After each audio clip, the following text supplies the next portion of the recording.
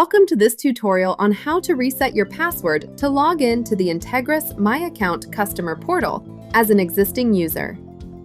Step 1. Visit myaccount.entegrus.com and enter the email address associated with your existing MyAccount. Click Next.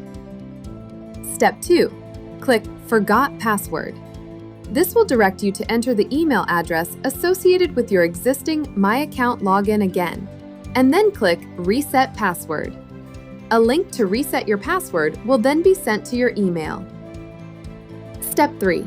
Here is an example of the email you will receive from customer service at entegrus.com. Simply click the link in the email to be redirected back to the Entegrus MyAccount Reset Password screen.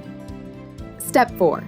After you click on the reset link, you'll be prompted to create a new password. Make sure to follow the requirements listed. Please also review the terms and services by clicking the link to view them. Once finished, change the button to Yes to accept our terms and services. To complete the process, click Reset Password. You have now reset your password. Please allow 5 minutes for us to complete this process. Sign in at any time on any device at myaccount.entegrus.com.